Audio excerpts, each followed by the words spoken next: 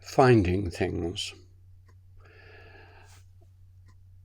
It may be, as one gets older, one finds this a so interesting subject because much of your life seems to be losing and then refinding things.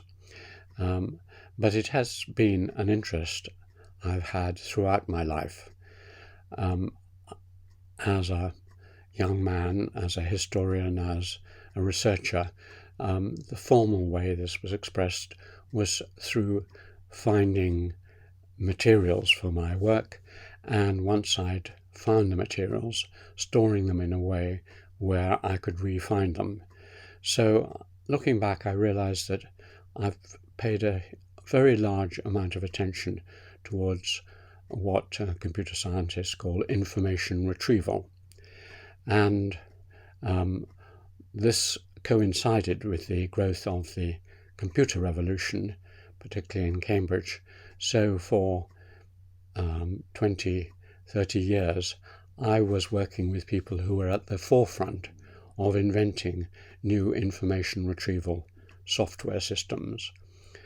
I worked with the new kinds of database that were being developed in Cambridge in the 70s, 80s. I worked with leading people who were making new search systems based on new mathematical approaches, and helped to introduce some of the systems which we now take for granted with Google and so on. And I don't think I would have been involved in all that if I hadn't had a natural interest in information retrieval.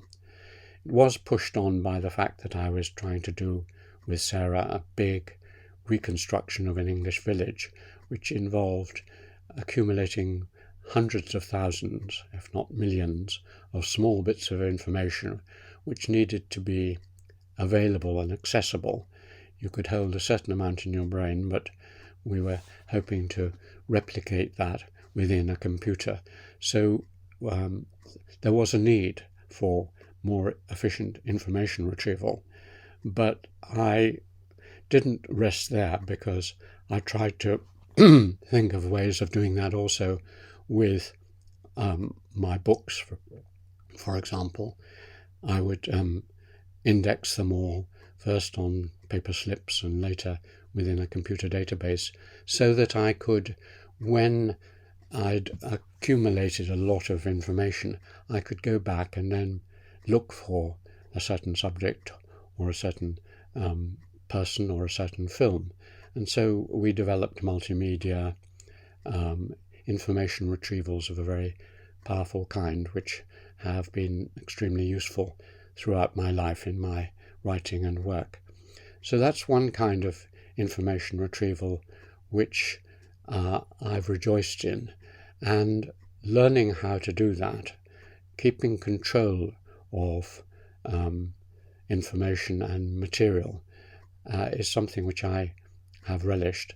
I've always been surprised that many of my colleagues don't seem to be either interested or do much in that way when you ask them, as I do in my film interviews, how do you remember things? How do you store your information and break it up? Most of them seem not to have thought about it. They just sort of assume that you read a book or you do some field work and you write some notes and that's it. But for me, that isn't enough. And so information retrieval of that kind has been important. A second kind of finding things, which is just a footnote but of interest to me, is the placing of things so that you can find them easily. That applies to a library, which has to be organized in a way so that you can find your books as well as all that other information I mentioned. But even in the best of all, however much you organize the space around you and have places where you keep your, as I think Dylan Thomas or someone put it, a place where, or a drawer named for your pyjamas, and you keep your pyjamas there, and you keep your handkerchiefs there. And our house and outbuildings are pretty well organised in that I know mostly where to find things. But even then, things disappear. The amount of time old people like myself spend looking for our glasses, our spectacles, is pretty large, and why someone hasn't invented a bleeping glasses so you could press a small device and discover your glasses, I don't know. But basically your glasses, your pen, the keys to something are constantly vanishing. Having two of us makes it possible often to find things, because one of us knows where it is, but even then things disappear. And here, when I start searching, I search in the obvious place and then move in a circle outwards to less obvious places. I reconstruct my activities when I last remember having this thing and so on. But that quite often works. And to that I have built up what I pretentiously call Macfarlane's law, which is that lost things will almost always be where they should be, but slightly off-centre.